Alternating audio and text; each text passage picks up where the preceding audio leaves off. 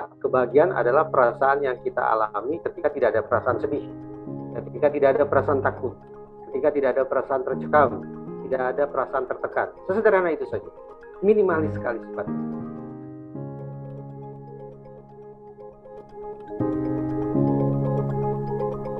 Assalamualaikum warahmatullahi wabarakatuh, pemirsa BMH TV.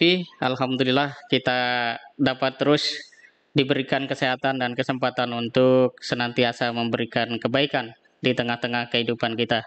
Dan pada edisi podcast atau Bincang Mulia BMH TV pada hari ini, saya telah ditemani oleh seorang pakar psikologi forensik, yaitu Mas Reza Indragiri. Kita akan bertanya kepada beliau perihal apa sih sebenarnya kebahagiaan itu dan bagaimana kebahagiaan itu dalam kacamata psikologi itu sendiri. Langsung saja kita sapa Mas Reza Indragiri. Assalamualaikum Mas Reza. Masya Allah. Bagaimana kabar Mas Reza? Alhamdulillah ya. Alhamdulillah sehat Mas Reza. Mas Reza, ini kita bicara Ramadan, ada kebiasaan yang sangat baik di tengah-tengah masyarakat kita, yaitu semangat berbagi gitu ya. Dan umumnya semangat berbagi masyarakat kita itu didasari oleh faktor keimanan atau keinginan untuk mencapai takwa yang menjadi target puasa itu sendiri. Tetapi yang sebenarnya menjadi satu pengetahuan yang penting diketahui oleh publik, bagaimana sebenarnya psikologi juga memandang aktivitas gemar berbagi ini. Apakah secara psikologi kegiatan atau kegemaran berbagi ini merupakan satu hal yang memang dapat mendatangkan kebahagiaan itu sendiri? Gimana Mas Reza? Silakan. Paling tidak ada dua kubu dalam psikologi yang melihat tentang apa sesungguhnya perilaku altruistik manusia, perilaku yang mengedepankan baik, perilaku yang orang lain. Satu kubu meyakini bahwa dorongan altruistik, dorongan kepedulian, dorongan untuk membantu sesama itu, dorongan untuk menempatkan orang lain lebih tinggi daripada saya, itu merupakan dorongan yang sifatnya instinktif, dorongan yang sifatnya kodrat. Orang lahir suka bumi dengan dorongan yang mulia seperti ini. Tapi ada kubu lain dalam psikologi mengatakan, tidak sederhana itu. Ternyata perilaku menolong manusia, perilaku membantu manusia itu harus melewati setiap tahap proses berpikir. Jadi tidak serta-merta, tidak secara instinktif, tidak secara otomatis manusia akan terdorong untuk membantu orang lain. Atau proses saringan 1, saringan 2, saringan 3, sampai saringan 4 atau saringan 5, sampai kemudian manusia memutuskan, saya akan berbagi, saya akan menolong orang lain, saya akan melepas kepentingan orang lain di atas kepentingan saya pribadi. Lalu kita berada di kubu yang mana? Apa kita meyakini bahwa dorongan itu berbagi itu sifatnya instinktif, ataukah dorongan berbagi itu sifatnya adalah instrumental? Ini selektif, tergantung situasi, tergantung suasana. Kalau dampak secara perasaan bahagia itu sejauh mana Mas dalam pandangan psikologi itu? Ada enggak ketika orang berbagi itu? Tadi kaitan dengan dorongan ya yang sifatnya kodrati begitu. Nah, kalangan yang meyakini bahwa dorongan membantu sesama manusia adalah cermin atau refleksi dari kemuliaan manusia, yakin betul bahwa ada ungkapan berbagi satu mangkok sup pun itu akan mendatangkan kebahagiaan berlipat ganda dibandingkan mendapatkan uang berkarung-karung banyaknya. Saya pernah membaca ungkapan seperti itu. Kesannya ungkapannya hiperbola ya, agak berlebih. Tetapi saya meyakini bahwa ungkapan yang sangat indah itu memang bertitik tolak dari keyakinan bahwa dorongan untuk berbagi, dorongan untuk membantu sesama adalah sesuatu yang sifatnya melekat atau inherent dalam diri kita.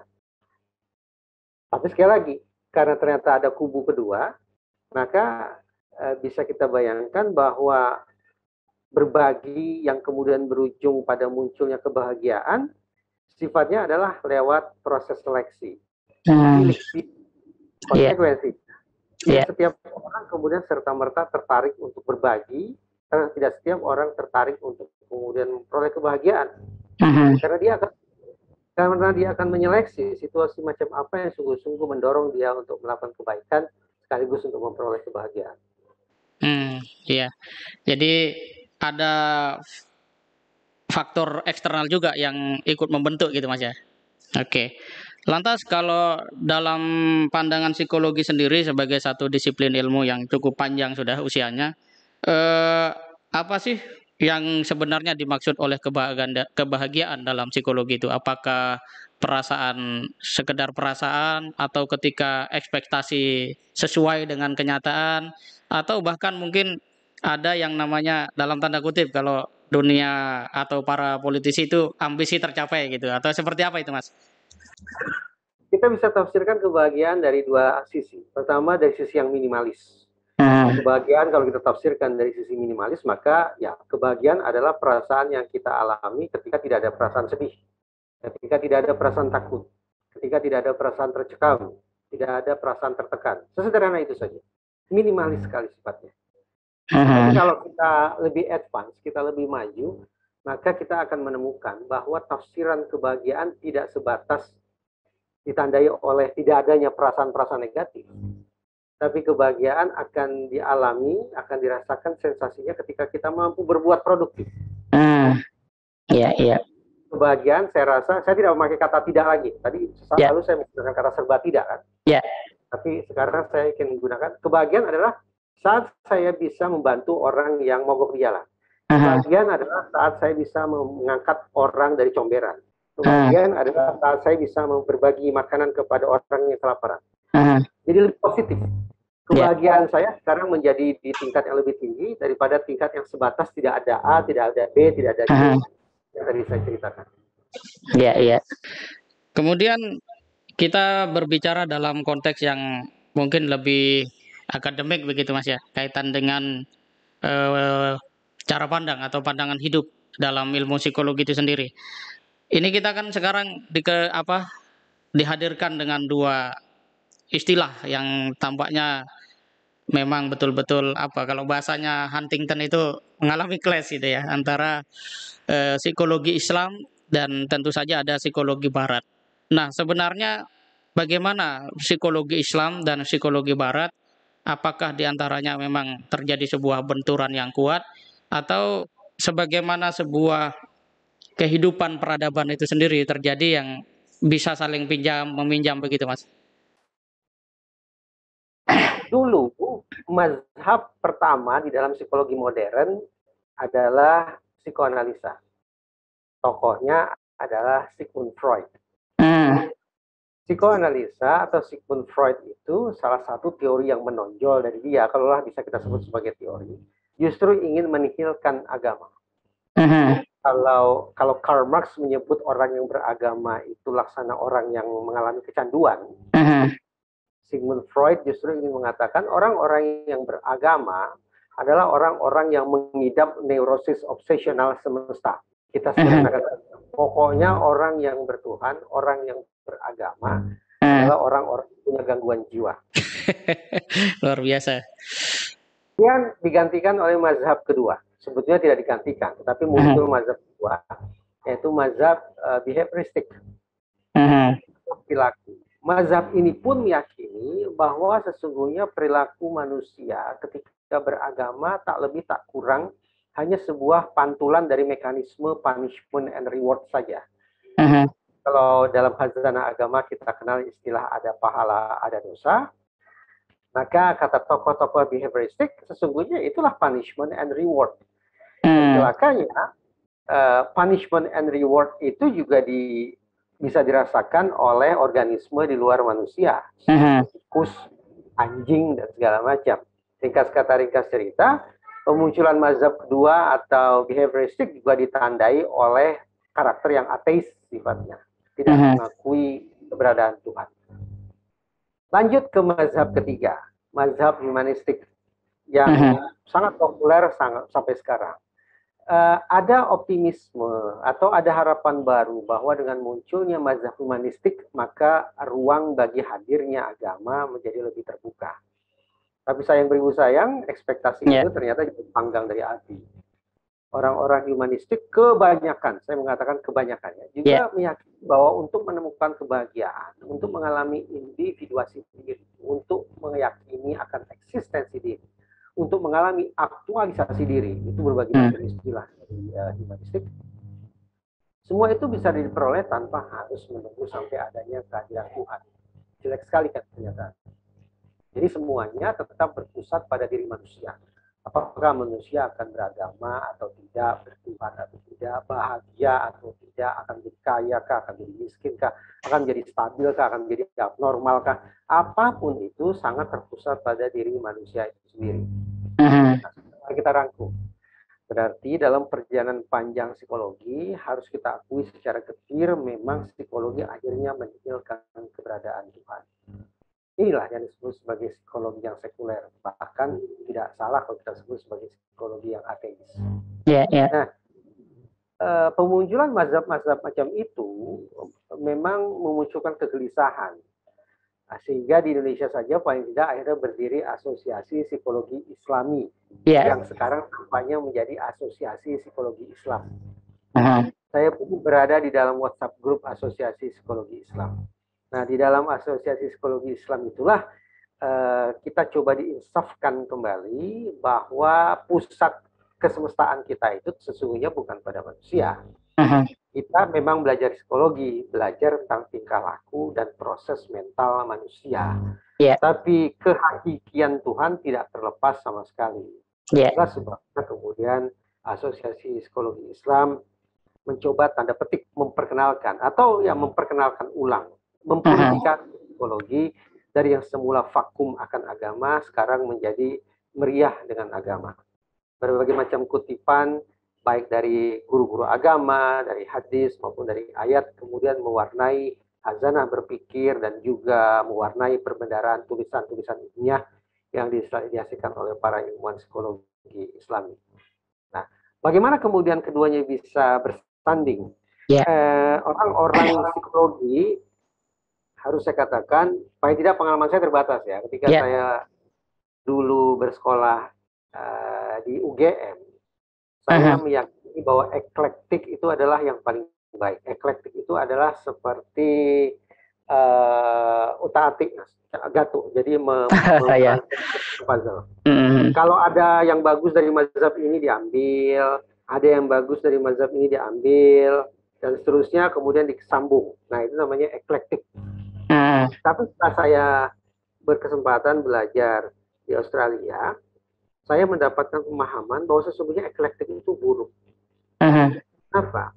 Setiap mazhab, termasuklah kita sebut mazhab psikologi Islam, itu kan memiliki fondasi filosofisnya masing-masing, memiliki metodenya masing-masing.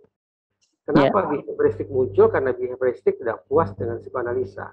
Kenapa humanistik muncul? Karena humanistik tidak puas dengan behavioristik dan juga tidak puas dengan psikoanalisa. Kenapa psikologi Islam hadir sebagai sebuah mazhab? Karena juga tidak puas terhadap mazhab-mazhab terdahulu. Lantas bagaimana kita bisa mengeklektikkan mereka? Bagaimana kita bisa menyambung-nyambungkan sekian banyak mazhab yang sesungguhnya secara filosofis pun bahkan sudah bertolak belakang. Nah, dengan dasar berpikir seperti itu, maka menurut saya sulit kiranya bagi kita berharap akan ada harmonisasi antar mazhab. Mungkinkah itu, Mas? Justru akan sangat indah ya. Akan jadi sangat menantang kalau kemudian masing-masing mazhab bersikukuh. Yakin bahwa inilah mazhab yang benar. Karena dengan sikap tanda petik keras kepala macam itulah, maka masing-masing mazhab akan bisa eksis, akan bisa mempertahankan kekhasannya untuk kemudian dipertandingkan dengan mazhab-mazhab lain dan kemudian jadi pilihan masing-masing orang. Tapi mungkin nggak, Mas, harmonisasi antar mazhab itu dengan karakter yang sedemikian matang ya pada perjalanan mereka masing-masing? Ini pemikiran saya ya, bahwa betapapun antar mazhab itu berbeda tajam, tetapi tetap ada kok persinggungan di sana. Lalu saya sampaikan ke Mas Imam. Di dalam khazanah agama, dan saya yakin ini juga dalam psikologi Islam, pasti ada dosa, ada pahala, ada surga. Dalam istilah yang berbeda di mazhab behavioristik juga ada punishment and reward, positive reinforcement, negative reinforcement. Sekali lagi, mazhab-mazhab itu berbeda satu sama lain, tetapi ternyata memiliki juga ketersinggungan satu sama lain. Iya. Dan pula dengan humanistik, psikologi Islam saya pikir menemukan potensi pertemanan dengan psikologi humanistik, karena sama-sama mengakui adanya spiritualitas, mengakui sama-sama adanya kebeningan jiwa manusia, tinggal lagi bagaimana kemudian juga mereka bertemu satu sama lain. Kalau memang diputuskan bahwa harus ada simbiosis ya, harus ada harmonisasi antar mazhab. Ya, mungkin nggak Mas, kalau kan tadi berbagai mazhab itu lahir dari katakanlah Eropa gitu ya, atau Amerika gitu ya. Mungkin nggak kalau psikolog Muslim di tanah air di Indonesia itu mengkonstruk sendiri itu atau membentuk aliran sendiri kaitan dengan psikologi Islam Indonesia, karena kita pasti juga ingin bagaimana psikolog secara langsung juga dapat memberi kontribusi ya terhadap pembangunan mental atau perilaku rakyat kita, Mas. Pertanyaan Mas Imam susah saya jawab. Justru mengingatkan saya pada narasi yang berkembang tahun-tahun belakangan ini bahwa kita ini Islam Nusantara. Menunjukkan Islamnya Indonesia itu berbeda loh dengan Islamnya Timur Tengah dan segala macam. Dengan segala hormat Mas Imam, saya tidak cukup mampu menjawab pertanyaan Mas. Siap, Mas. Saya pikir benang merahnya semestinya bisa menyatukan antara psikologi Islam yang ada di Indonesia dengan psikologi Islam yang ada di Afrika, dengan psikologi Islam yang ada di Amerika Utara misalnya. Benang merahnya semestinya ada. Tapi kekhasan masing-masing wilayah barangkali juga tidak akan terhindar. Tapi saya tidak berpikir saya orang yang sungguh-sungguh tepat untuk menjawab pertanyaan selanjutnya. Siap Mas Reza. Tapi intinya kalau umat Islam atau psikolog Muslim di tanah air ingin harus betul-betul kembali pada dasar Islam itu sendiri gitu ya, supaya tidak terjadi responsif terhadap problematika umat. Betul. Kata ya, ini kalau yang ini bolehlah Mas Imam siarkan. Saya berada di WhatsApp grup Asosiasi Psikologi Islam. Berulang kali saya lontarkan isu-isu kontemporer, isu-isu yang sesungguhnya menjadi kepentingan masyarakat luas, wabil khusus kepentingan umat Islam. Misalnya saya bicara tentang rokok, kemudian saya bicara tentang narkoba, saya bicara tentang terorisme. Tapi maaf, tidak ada satupun dari jajaran elit Asosiasi Psikologi Islam yang merespon lontaran-lontaran isu yang saya kirim. Dan pula terkait dengan, ini belum lama nih, ada masalah KTP bagi transgender kan? Iya, betul. Isu transgender saya lontarkan ke WhatsApp group itu. Tapi sekali lagi tidak ada respon yang diberikan. Ini yang saya katakan tadi, daya respon kita, Asosiasi Psikologi Islam itu sudah terbentuk, tapi daya responsivitasnya barangkali harus ditingkatkan. Karena kalau tidak, maka yang hadir untuk memecahkan persoalan masyarakat, termasuk persoalan umat, adalah dari kalangan psikologi yang bukan Islam. Katanya kita ingin memberikan warna yang lebih jernih, lebih bening, tentang bagaimana psikologi menghadirkan alternatif solusi bagi problematika umat dan masyarakat. Tapi ternyata dengan daya respon yang sedemikian rendah, saya khawatir sekali lagi bahwa sekian banyak masalah yang kita hadapi hari ini dan ke depan justru akan dipenuhi oleh berbagai macam sorak-sorai dari kalangan psikologi yang non-Islam. Mungkin husnudurnya mereka sedang sibuk riset untuk mengkonstruk baru itu ya. Sehingga tidak tertarik pada itu. Tapi kapan kita harus keluar dari laboratorium? Betul. Siapa yang akan menjadi petugas lab, siapa yang akan bertugas sebagai serdadu, siapa yang akan bertugas sebagai bagi-bagi peran lah. Betul. Kalau tidak, apa gunanya kita berorganisasi? Kalau kemudian betul. Bisa diandalkan sebagai mesin perjuangan, ya mendingan saya kerja sendiri. Luar biasa, Mas. Jadi ada tantangan berat ya di dalam konteks psikologi Muslim atau psikolog Muslim di tanah air. Tetapi dengan segenap keruwetan dan keribetan yang terjadi dalam ilmu psikologi gitu, ini Mas Reja sebagai seorang psikolog, dulu waktu masih remaja atau masih kecil, kebayang pengen jadi psikolog atau enggak? Kalau misalnya enggak kebayang, apa yang kemudian menjadikan Mas Reja tertarik belajar psikologi itu? Sejujurnya dulu saya pernah eksplisit mengatakan cita-cita saya ingin jadi ahli politik, ahli hukum, ingin Aha, jadi presiden, pernah ingin jadi pilot, pernah ingin jadi astronot, tapi aha, tidak pernah eksplisit saya katakan bahwa saya ingin menjadi seorang sarjana psikologi, tidak pernah. ya, Jadi harus saya katakan terus terang bahwa yang mendorong saya masuk psikologi terutama sekali adalah ayah saya. Masya Allah. Namun ada pengalaman kecil yang saya lalui ketika saya masih balita, Aha, yang kalau saya kenang-kenang, barangkali itu adalah sebuah penelitian psikologi yang pertama saya lakukan. ya, Yaitu ketika di sebuah tanah lapang, saya melihat, ini kisah nyata Mas, di ya, sebuah tanah lapang, saya melihat seorang ini, penjajah kue semprong, membawa pikulan. ya, Lalu penjajah atau penjual kue semprong ini berhenti, maka pikulannya kan dia taruh ya. ya, Satu di depan, satu di belakang. Lalu saya mendekat. Saya ambil sebilah kayu, lalu saya hancurkan kue semprong yang ada di bagian depan. hmm, Murka luar biasa kan pedagang itu. ya, Itu uang, sumber uang dia, tapi justru saya hancurkan. Namun betapapun tukang semprong itu marah luar biasa, saya tidak takut sama sekali.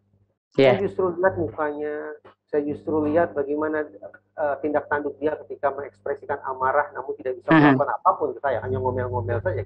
ya, Karena saya tidak takut, dan saya sudah melihat sekelumit perilaku dia, aha, maka saya ambil lagi kayu, kemudian saya pukul lagi kue semprong yang ada di pikulan di belakang.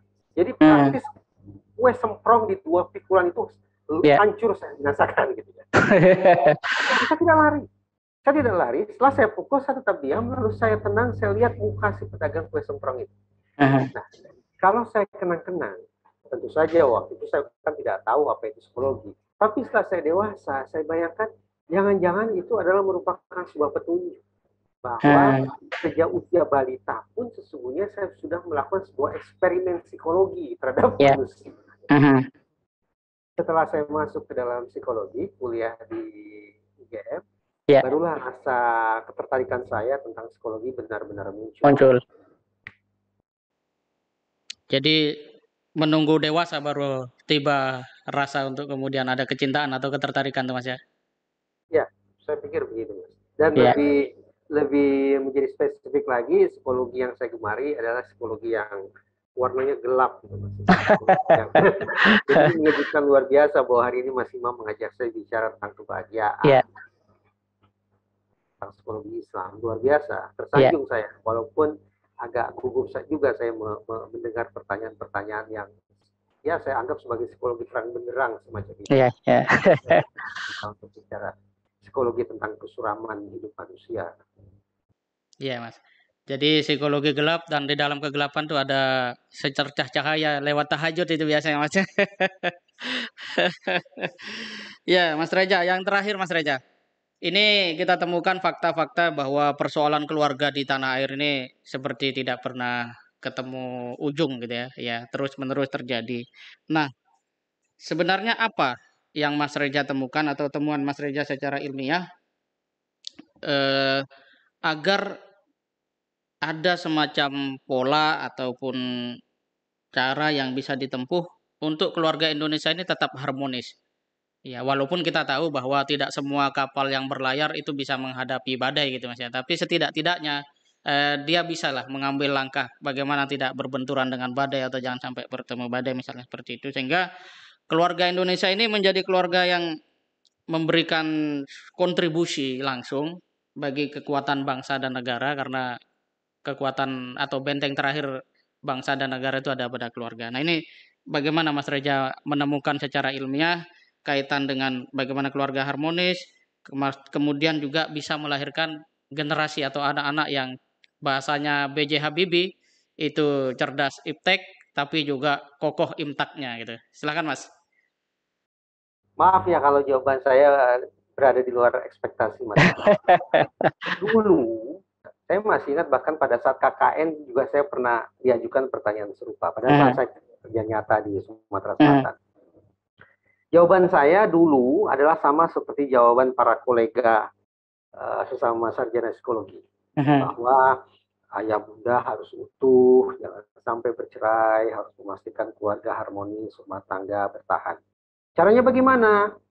Kata teori ada 3 rumusan yang disebut sebagai piramida keberhasilan cinta. Kita bisa terjemahkan sebagai piramida keberhasilan keluarga. Apa itu? Saya ceritalah. Di dalam sebuah keluarga, di dalam sebuah kehidupan perkawinan itu harus ada passion, harus ada intimacy, dan harus ada komitmen. Harus ada kegairahan, harus ada intimacy, perasaan hangat satu sama lain, perasaan itu satu sama lain, dan juga harus ada komitmen, kebulatan tekad, janjian, keinginan untuk berada di dalam satu biduk, menyongsong satu visi. Itu jawaban saya dulu. Tidak ada bedanya dengan konselor-konselor perkawinan yang sekarang makin lama makin laris itu. Tapi seiring berjalan waktu, saya menganggap bahwa paparan semacam itu betapapun benar adanya, namun terkesan agak klise. Karena angka perceraian di Indonesia makin lama makin tinggi, Mas. Betul. Bahkan selama musim pandemi saja, terjadi peningkatan jumlah perceraian itu ratusan bahkan ribuan persen di masing-masing pengadilan agama. Bertitik tolak dari situasi nyata yang getir macam itu, saya jadi agak bosan dengan paparan-paparan yang, sekali lagi, paparan yang masuk akal, paparan yang benar, paparan yang ya, namun terdengar klise di telinga. Jadi perlu terobosan, Mas. Saya pikir agak jungkir balik akhirnya pemikiran saya. Ya mungkin ini konsekuensi karena belajar forensik, ya lagi-lagi ke arah titik suram. Saya katakan begini, barangkali hari ini kita harus realistis menerima salah satu kemungkinan kehidupan perkawinan adalah perceraian. Itu sebabnya barangkali ini para penghulu sebelum menikahkan kedua mempelai, di samping bicara tentang segala macam bentuk keindahan hidup rumah tangga, berani para penghulu kita ini mengajak bicara kedua mempelai tentang kemungkinan getir yang akan terjadi andaikan rumah tangga itu tidak bisa bertahan. Dan kata lain, berani tidak penghulu kita ini sampai memberikan sebuah wejangan tentang apa yang harus kalian, wahai lakukan ketika kalian sudah diambang perceraian. Kalimat saya ini mungkin terdengar keji, ya. Kalimat saya ini terdengar terlalu negatif. Tapi sekali lagi, Mas Imam kan meminta saya tadi menceritakan temuan ilmiah, kan. Temuan ilmiahnya adalah sekali lagi karena angka perceraiannya melonjak luar biasa, seakan-akan tak terkendalikan. Maka saya pikir memang jalan keluar atau solusi yang kita berikan juga harus keluar dari kotak yang serba klise. Berapa jauh kemungkinan pasangan suami istri mau juga membangun komitmen tidak hanya terkait dengan pembagian harta andaikan mereka bercerai, tapi juga bagaimana mereka bisa menyelesaikan masalah terkait dengan kuasa asuh anak misalnya ketika mereka memutuskan untuk berpisah. Karena saya tetap yakin bahwa ketika terjadi perceraian, status suami istri memang berakhir, tapi status ayah bunda semestinya tetap lestari. Demikian pula ketika terjadi perceraian, ketika jatuh talak, maka kehidupan perkawinan memang selesai. Tapi kehidupan keluarga semestinya harus tetap berjalan. Keluarga dalam format yang baru. Nah, andaikan memang kemudian perceraian tak bisa terelakkan, tapi kita tetap bisa memastikan kepada anak-anak bahwa ayah dan bunda akan tetap hadir bagi kalian, bahwa keluarga akan tetap ada bagi kalian, betapapun keluarga ini harus diformat ulang. Namun pada titik yang semacam itulah kita punya harapan yang realistis untuk berharap bahwa perceraian tak terhindarkan, tapi masa depan anak-anak tak terkorbankan. Itu menurut saya. Yang sayang beribu sayang, saya yakin para sarjana psikologi, para penghulu, para guru-guru agama pun masih merasa ngilu ketika mendengarkan adanya perspektif dari saya semacam ini. Saya paham, karena perceraian adalah isu sensitif yang sesungguhnya tidak boleh terjadi. Saya paham itu. Tapi saya ingin mengajak semua termasuk sesama kolega saya untuk keluar dari zona aman ketika bicara tentang bagaimana membangun kehidupan keluarga yang baik demi masa depan anak-anak. Ya, baik. Jadi kita perlu meningkatkan kepekaan gitu satu sisi, Mas, ya. Pada saat yang sama juga kemampuan bertindak cepat ya, memberikan respon serta tawaran solusi gitu ya bagi masyarakat atau keluarga kita ini. Kalau kita minta terakhir Mas, closing statement dari Mas Reja perihal bagaimana kebahagiaan itu harusnya kita capai menurut pandangan psikologi atau yang Mas Reja selama ini pahami. Saya yakin bahwa setiap orang punya potensi, punya talenta untuk melakukan yang terbaik, tidak hanya bagi dirinya sendiri, tapi juga bagi umat manusia. Bahkan keluar dari umat manusia, bagi dunia satwa, bagi dunia fauna pun semestinya kita bisa melakukan hal-hal yang terbaik untuk itu. Dengan segala potensi atau talenta atau cikal bakal kebaikan kita punya, sungguh-sungguh baik apabila kita memiliki kesepakatan bahwa kebahagiaan, sebagaimana tadi saya katakan, tidak ditandai oleh serba defisiensi. Kebahagiaan yang sebatas tidak sedih, kebahagiaan yang sebatas tidak takut, kebahagiaan yang sebatas tidak sakit adalah kebahagiaan yang terlalu minimalis bagi manusia menurut saya. Menurut saya kebahagiaan yang sejatinya bisa kita ciptakan, yang bisa kita semaikan adalah kebahagiaan yang kita peroleh manakala kita bisa memastikan tidak bermanfaat bagi semesta alam. Masya Allah. Baik, luar biasa. Terima kasih banyak Mas Reja atas waktu untuk bincang mulia bersama BMH TV. Semoga senantiasa diberikan rahmat dan kebahagiaan oleh Allah Subhanahu wa taala untuk Mas Reja, keluarga dan kita semuanya. Baik pemirsa BMH TV, inilah bincang mulia kita dengan pakar psikologi forensik Mas Reza Indragiri Amril. Beliau telah memberikan satu pemahaman kepada kita bahwa ada satu sisi tantangan yang harus dijawab, terutama dalam konteks bagaimana kita meraih kebahagiaan yang sebenarnya. Pada sisi yang lain, kita juga dituntut untuk lebih agresif, proaktif, merespon problem-problem yang terjadi di tengah-tengah masyarakat kita. Ilmu boleh jadi telah memberikan semacam panduan, tetapi di era sekarang tugas kita adalah bagaimana menerjemahkan ilmu atau dalam konteks tadi psikologi itu sendiri sebagai sebuah jawaban yang secara langsung dapat memberikan solusi dari beragam problematika keluarga atau individu yang terjadi di tanah air bahkan mungkin dunia. Tetap bersama BMH TV, channel yang cerdas menggerakkan. Kita sama-sama dukung konten-konten positif dengan cara like, comment, share, dan subscribe. Kita jumpa lagi pada bincang mulia yang akan datang. Terima kasih. Assalamualaikum warahmatullahi wabarakatuh.